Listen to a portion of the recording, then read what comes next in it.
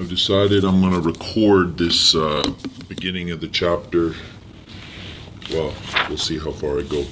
This is called From Contract to Completion. This is the Real Estate Trading Services Licensing Course Manual, Chapter 24, From Contract to Completion. It's about statements of adjustments.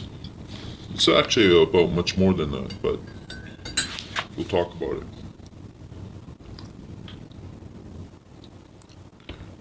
The contract, this is page 24:1. The contract of purchase and sale. Information contained in the contract of purchase and sale. Chapters 10 and 11 set out the basic principles of contract law and reviewed some contracts commonly used in real estate transactions. These principles are important for a licensee to know and to understand because it is the licensee who will be drafting and reviewing the contract of purchase and sale with his or her client. The licensee has a responsibility to ensure that a binding contract of purchase and sale is entered into between the seller and the buyer. The contract by which the seller sells his or her property and the buyer buys that property is called the contract of purchase and sale. In BC, the real estate industry uses a standard form of contract of purchase and sale for most residential transactions. For ease of reference, in this chapter, we will refer to it as the contract. It is the licensee and not the lawyer or notary public who normally prepares the contract in BC. Therefore, the licensee needs to ensure that a valid and enforceable contract has been prepared. The lawyer or notary puts the contract into effect by carrying out the closing procedures discussed in this chapter. While much of the preparation of the contract simply involves the insertion of information into blank spaces, some preparations such as the drafting of subject to clauses or 72-hour clauses may be more difficult. Fortunately, clauses that are not in the contract but that are commonly used are available to licensees in precedent form through various industry resources.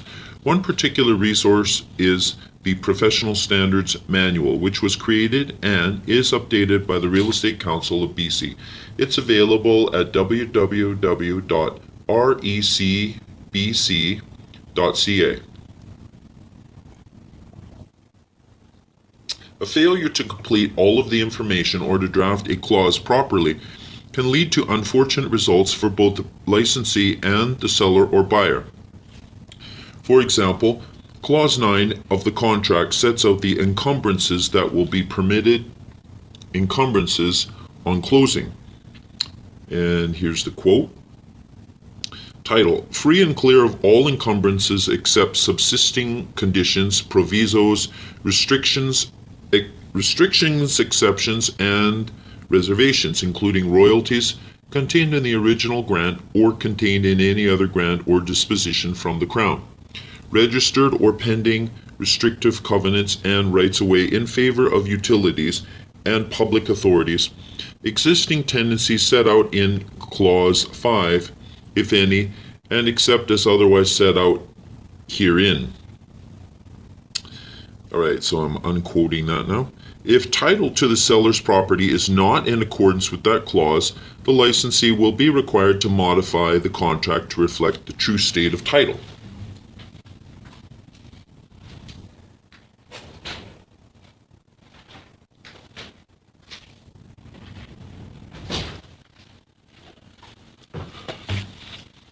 Once the contract has been signed by all of the parties and any subject to clauses or conditions have been waived or satisfied, the licensee's role is, for the most part, over.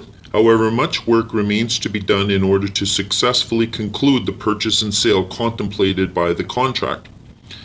In compliance with the Real Estate Services Act, Council Rule 5.4, the licensee will have provided to his or her brokerage a true copy of the contract, plus any addenda such as subject removals.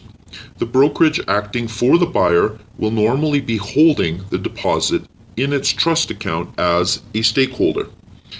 It is at this time that the lawyer or notary will step in to close, quote unquote, the transaction. the buyer should be advised to immediately provide a copy of the contract to his or her lawyer or notary. For ease of reference, for the balance of this chapter, the lawyer or notary will be referred to as the conveyancer. Do not be confused by this term. We often refer to the notary's or lawyer's assistant as the conveyancer, but that assistant can only carry out the transaction under the supervision of a lawyer or notary. The conveyancer will immediately conduct a search of title to the property through MyLTSA, an electronic title searching portal maintained by the Land Title and Survey Authority of BC. One of the main reasons that the conveyancer conducts the search is to ensure that the contract prepared by the licensee is complete and accurate. Has the licensee included all of the persons who appear on title as registered owners, as sellers in the contract? Has the licensee disclosed all of the encumbrances registered against the title in the contract? If, for example, the licensee has not set out in the contract the true state of the title or incorporated a subject to clause for the approval of the title in the contract, there may be a problem. Example: Ashton is the listing licensee for a lakefront property owned by his client Sasha.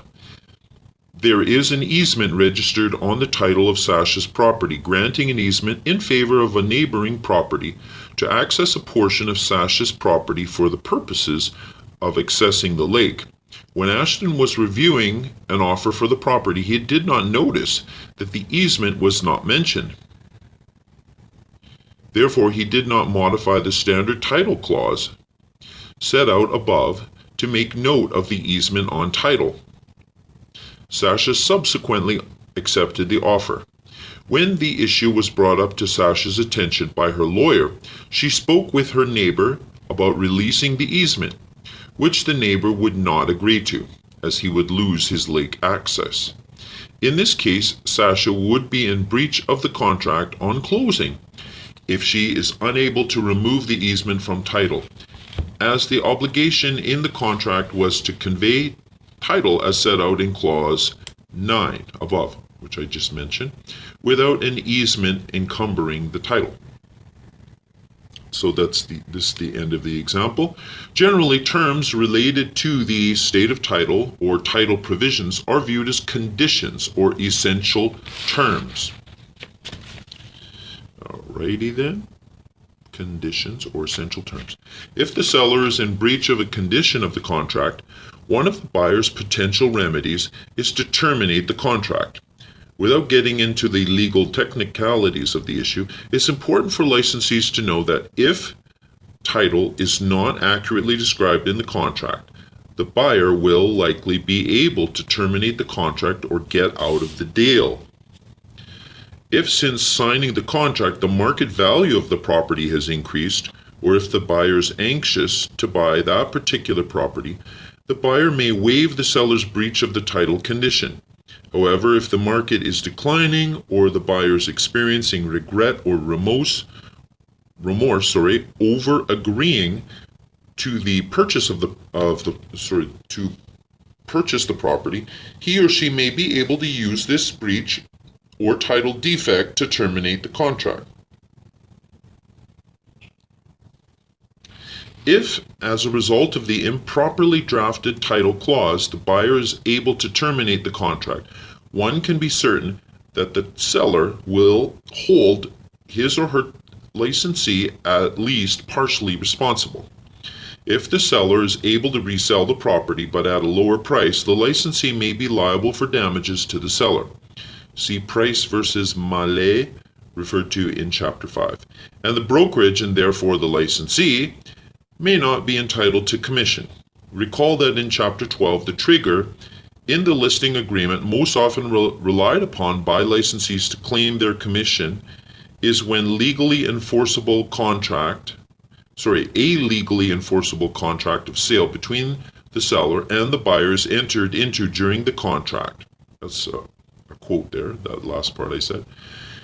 A contract that does not accurately describe title may well not be a legally enforceable contract, and therefore, in addition to being liable for damages, the licensee's brokerage, and therefore the licensee, may not be entitled to any commission. Assuming there are no defects in the contract, the conveyancer will commence preparation of the documents required for completion. The contract specifies the date for completion, often called the closing date.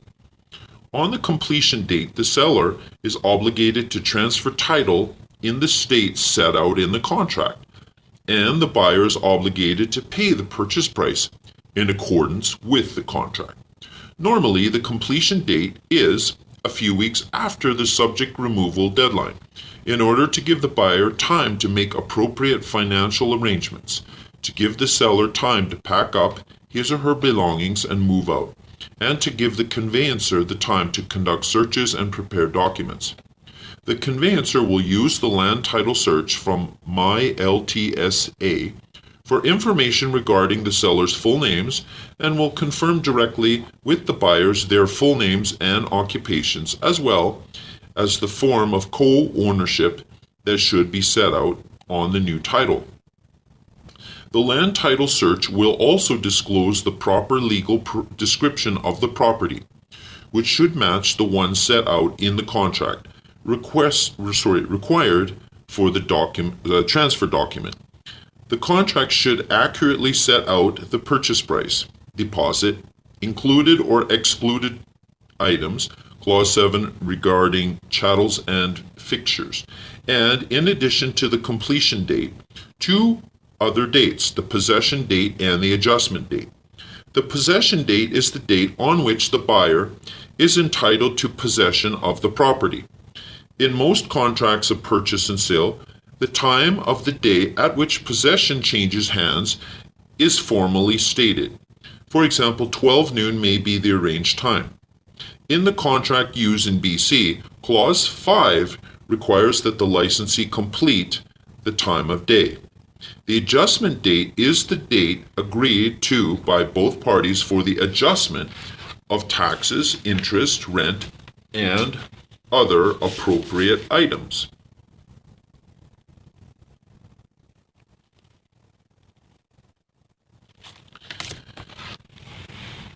The three dates may occur in any order, but it is necessary to address some realities. Now, we're just talking about the three dates here.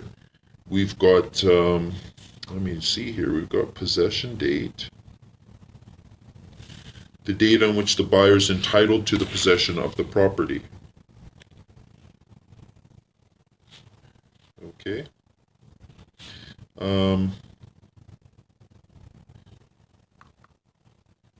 So that's usually stated, for example, 12 noon might be the arranged time. We've got adjustment day, the date agreed to by both parties for the adjustment of taxes, interest, rent, and other appropriate items. Now, what is the third date here? Oh, sorry, yeah, we had mentioned before the completion date. Completion date, which is on the completion date. We read this before. The seller is obligated to transfer title in the state set out in the contract, and the buyer is obligated to pay the purchase price in accordance with the contract. Normally, the completion date is a few weeks after the subject removal deadline, in order to give the buyer time to make appropriate financial arrangements and to give the seller time to pack up his or her belongings and move out. Give the conveyancer the time to conduct searches and prepare documents. Okay, so we've got completion date. We've got possession date. And we have adjustment date.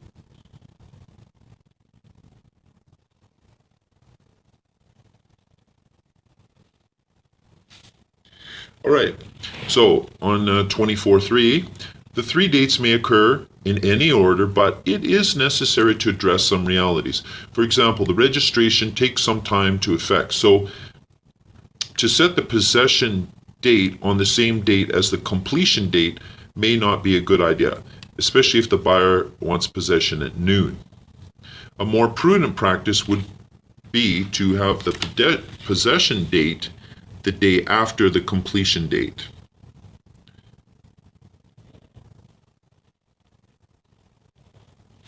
Likewise, the date of completion should not be too close to the date of acceptance of the buyer's offer.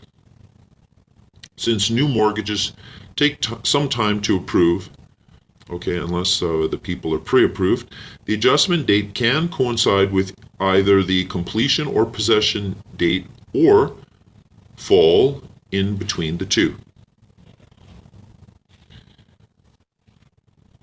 Subject to there being an assumption of an existing mortgage discussed below, most often the adjustment and possession dates are the same. Most often the adjustment and possession dates are the same.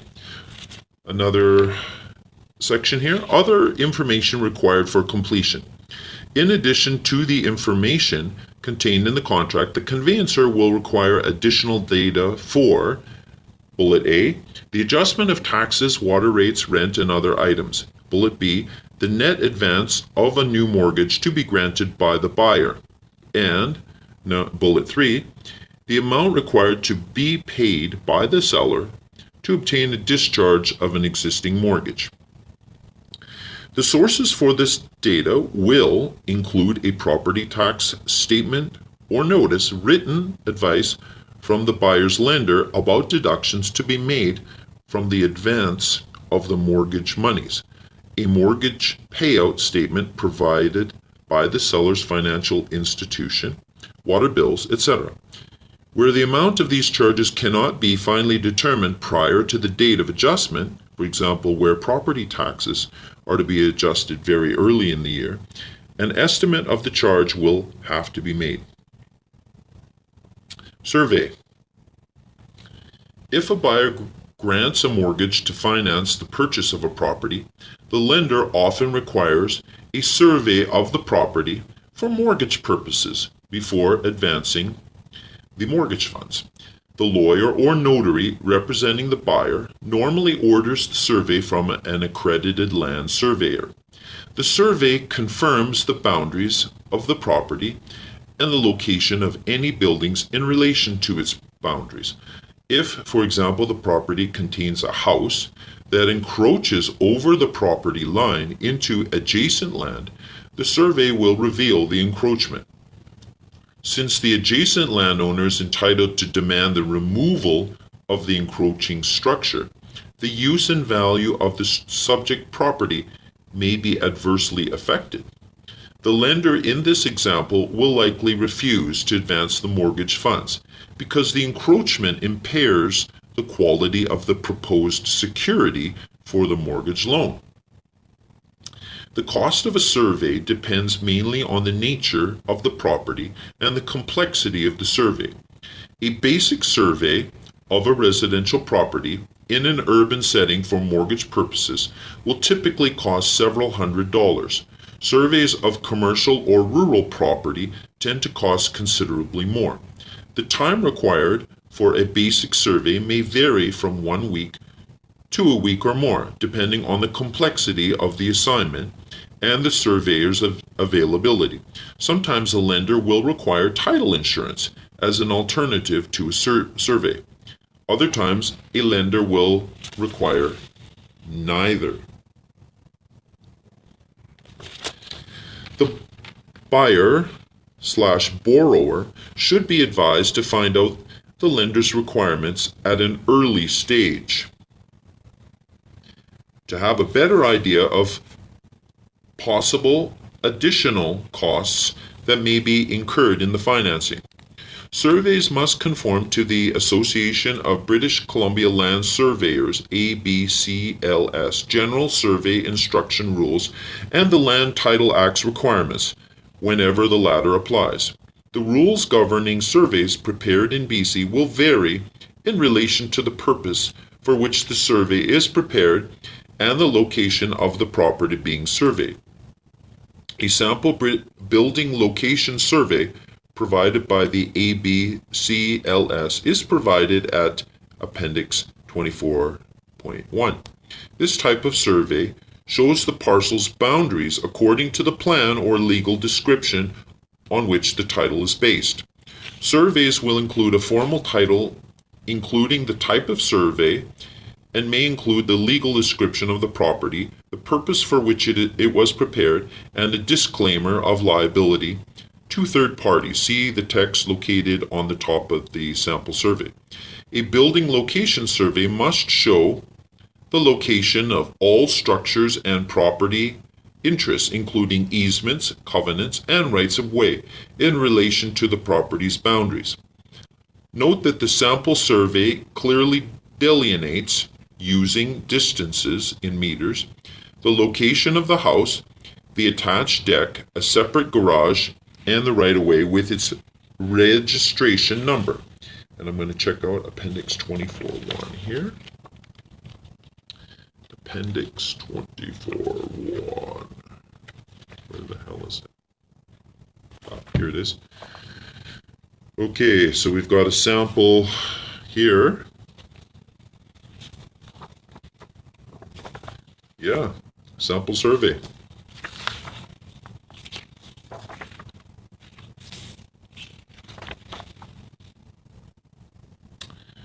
All right.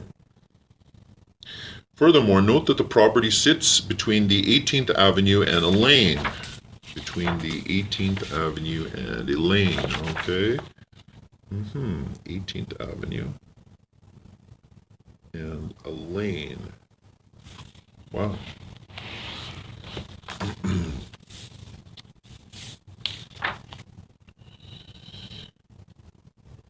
The surveyor has also included the registration numbers of the documents that affect the property at the bottom right of the survey. For more information on surveys in BC, visit the ABCLS's website at www.abcls.ca.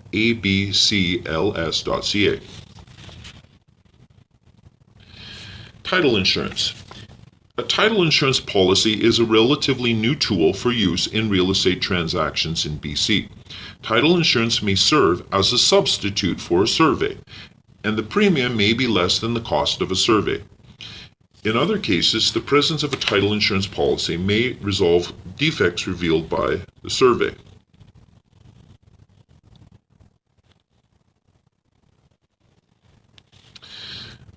All right. All right. For instance, where a survey reveals an encroachment, title insurance may permit the lender to advance the mortgage funds despite the encroachment. In Chapter 4, readers learned about the modified Torrens system of land title registration in BC. The cornerstone of the system is the indefeasibility principle. Subject to only a few exceptions, if a person's name appears on title as the registered owner in fee simple of a parcel of land, it serves as conclusive evidence against all persons that the person named is the fee simple owner of that land. This is from the Land Title Act, Section 23.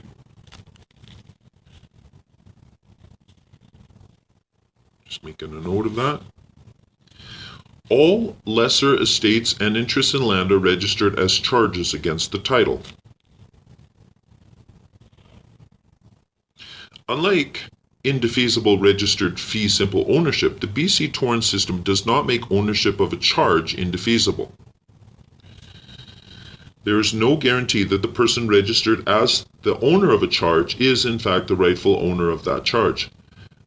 This is in Land Title Act, Section 26. Instead, there's only a presumption that the registered owner of a charge is entitled to the interest created by that charge. Similarly, register of a charge does not constitute a determination that the charge represents an interest in the land or that the charge is enforceable.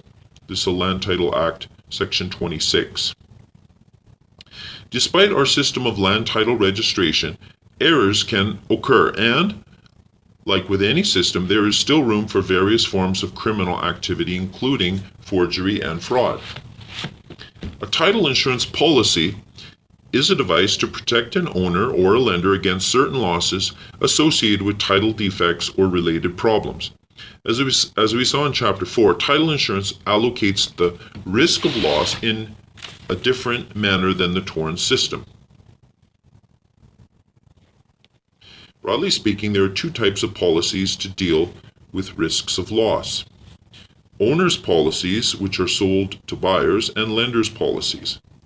An owner or lender may purchase residential or commercial title insurance, as the case may be.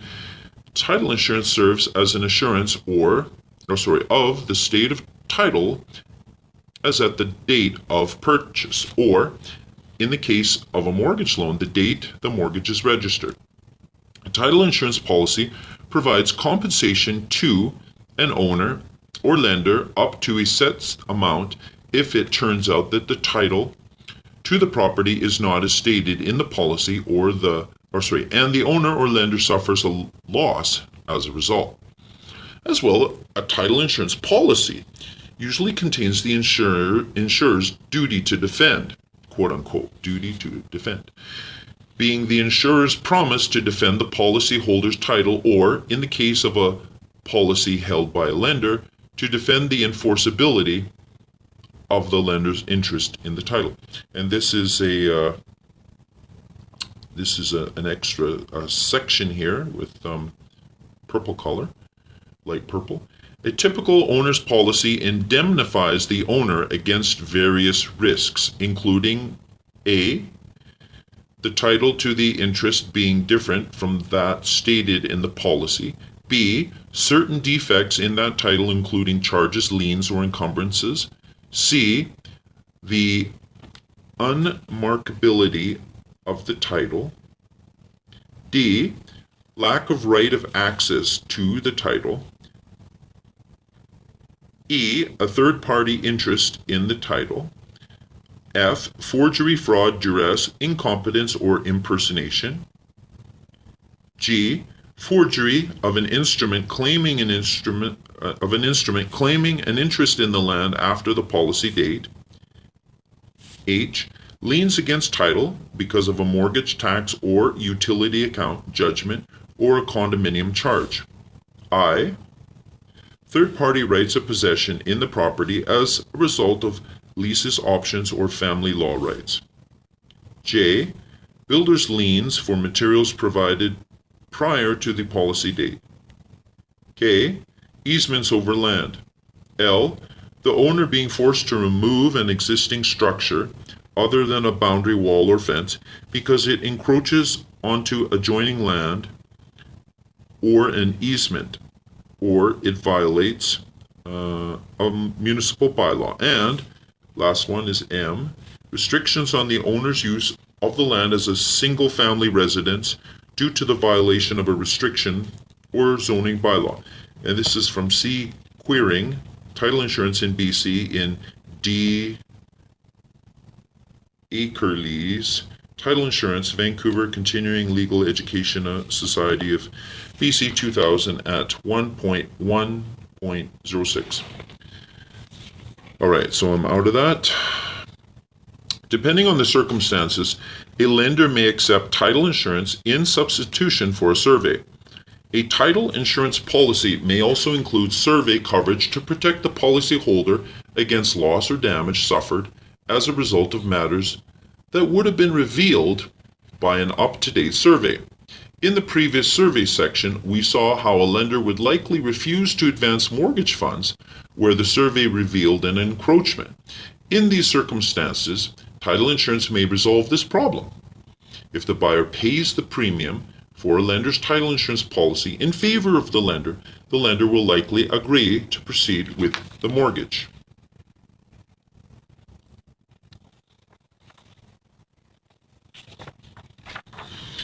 Closing procedures. Conveyancing for a fee may be undertaken only by a lawyer or a notary public. Conveyancing fees are generally paid by the buyer. Therefore, it is the buyer's right to choose the conveyancer. All right, so get that. Conveyancing fees are generally paid by the buyer. Mortgage lenders nearly always require the mortgage document to be prepared by their own lawyers, and these lawyers will generally deduct the mortgage costs, including legal fees, from the amount of the loan and pay the net proceeds. These lawyers will generally deduct the mortgage costs, including legal fees, from the amount of the loan and pay the net proceeds, with the borrower's written instructions to whomever is doing the conveyancing. In some cases, the buyer will use the same lawyer for the mortgage and the conveyance. However, this practice is not universal because of potential conflict of interest problems. Similarly, a conveyancer acting for the buyer may insist that the seller retain his or her own lawyer, even for the execution of the documents. That is, once again, because of potential conflict of interest problems. And there's a figure here, 24.1, the 3 steps in a closing. So on the left-hand side, there's a little pen on a document. It says preparation of documents. And then there's an arrow going to the right, and the middle little picture is application for registration. It's got one of those clipboards. And there's an arrow going again to the far right, and that's a hand with some money in it. Payment. So preparation of documents goes to application for registration goes to payment.